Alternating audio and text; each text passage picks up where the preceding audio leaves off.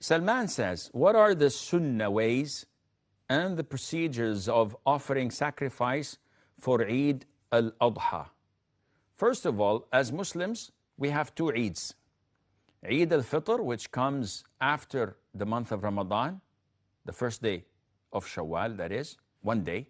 And then we have Eid al-Adha, which is 4 days, the 10th of the Hijjah, the 11th, the 12th, and the 13th of the Hijjah, known as Ayyam al-Tashriq.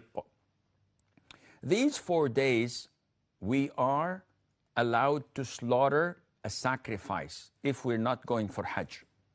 So those residing in their hometowns, if they did not go for Hajj, once they pray and offer the Eid prayer, after the Eid prayer is over, this is the time of slaughtering.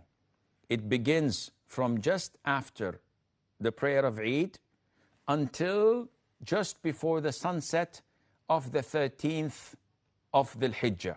That is the 4th day. So if someone slaughters before Eid prayer, it is invalid. And if someone slaughters after sunset of the 13th, it is invalid as well. It's not considered to be Udhiya. It's considered to be just a normal meat that he slaughtered. It's not a sacrifice. So what are the Sunnah ways? The Sunnah ways is, first of all, to select something that is representable. Now you are offering a sacrifice to Allah Azza wa Jal. You don't choose the cheapest. And it surely can't be done with something that is considered to be defected. So one-eyed sacrifice, limping sacrifice, totally sick or totally thin out of hunger is not accepted. There is an age limit. So the minimum of sheep is 6 months. And the minimum of goats is 1 year. The minimum of cows is 2 years. And the minimum of camels is 5 years. So coming back to Salman's question, this is the time of slaughtering. And this is the age of the sacrifice. What to do with the meat? The companions of the Prophet ﷺ told us that the best thing to do is to divide it into 3 parts. One part is to be given to the poor and needy as a sadaqah, charity. The second part is to be given to relatives and neighbors as a gift. And the third part is to be consumed by you and your family.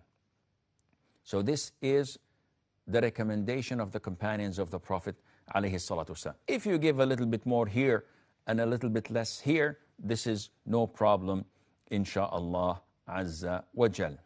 Can we give from the second part, which is a gift, can we give some of it to non-Muslims?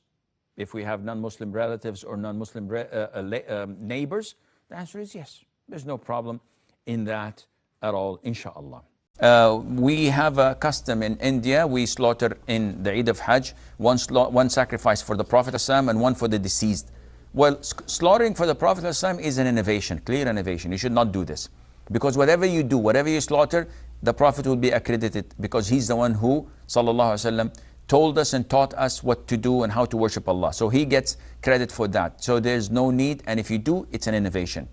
Slaughtering for the deceased, this is permissible, but if someone is not financially strong, he could slaughter one sheep for the whole of his family and include in intention all those deceased of his loved ones. In the UK, they have the limitation of the amount of days we can do Eid. So there's the Eid. I celebrate the Eid because I'm not of course it would be haram for me as a Muslim to go and celebrate it with the kuffar, or not to celebrate my Eid with the Muslim. But what about Ayyam al-Tashriq? Can I go to school on those days and then come home and celebrate Eid with my family, or do I have to stay home and celebrate Eid with my family? First of all, as a Muslim living in a kafir country, there are many things that we have to adopt and not to think that we still live in a Muslim country. Among these things that would be Friday prayers. For someone who works and everyone works on a Friday and they refuse to give you a day off. You cannot simply say, I'm not going to work and start begging people. So one has to adapt to what's happening in accordance to the Sharia law. When it comes to Eid, there is no enforcement of not to work on the day of Eid. And it's not the Sabbath that we should sit home, do nothing. It's a day of jubilation. It's a day of happiness. It's a day of celebration.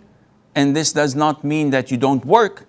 You can work, and there's no restriction in Islam, none whatsoever, to working on the day of Eid or to going to your school if you need to. The only restriction is that you must not fast on that day. And that is about it.